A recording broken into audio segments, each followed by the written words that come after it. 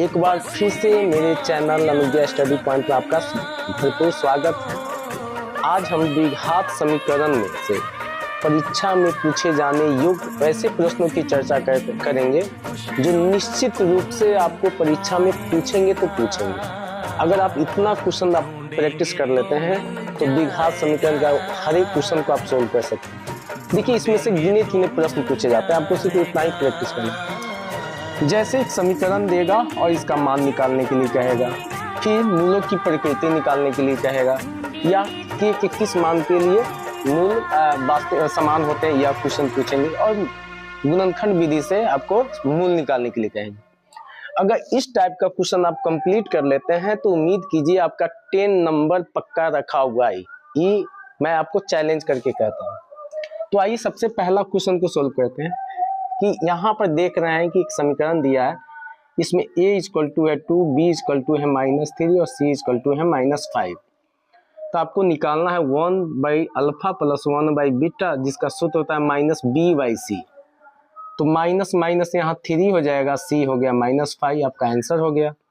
ये सेकेंड है अल्फा बट्टा बीटा प्लस बीटा बट्टा अल्फा। इसका फॉर्मूला होता है क्या कि b² - 2ca/ca। तो b देखिए कितना है, तो b है -3, तो यानी 3 9 हो जाएगा। 2 और c है -5, तो -2 और -5 10 हो गया, 10 दूना 20। और यहाँ पर c हो गया -5 × 2, 20 में से -11 -10 हट गया, 11/10 हो गया। उसके बाद आते हैं अल्फा² beta plus beta alpha square. तो अल्फा बीटा कॉमन ले लीजिए, तो अल्फा प्लस बीटा इसका होता है c/a और इसका होता है -b/a। अब c देखिए कितना है, तो -5 है, a कितना है, तो 2 है, a 2 हो गया, गुने -b है तो -b - 3, तो 3 हो जाएगा, a हो गया 2, तो 5 15 और 2 दूना 4। इस तरह से आपका यह क्वेश्चन सोल्व हो जाता है।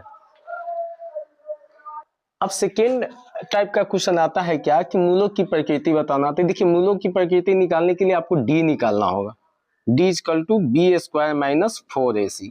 आप यह निकाल लीजिए, अगर d बड़ा हो जाए 0 से तो मूल वास्तविक और समान होते हैं, मूल वास्तविक और असमान होते हैं, असमान। अगर d बराबर हो जाए 0 से तो मूल वास्तविक और समान होते हैं। तो आपको करना क्या, जैसे इस क्वेश्चन में देखिए, आपको निकालेंगे तो यहाँ पर -2 √2 का होल स्क्वायर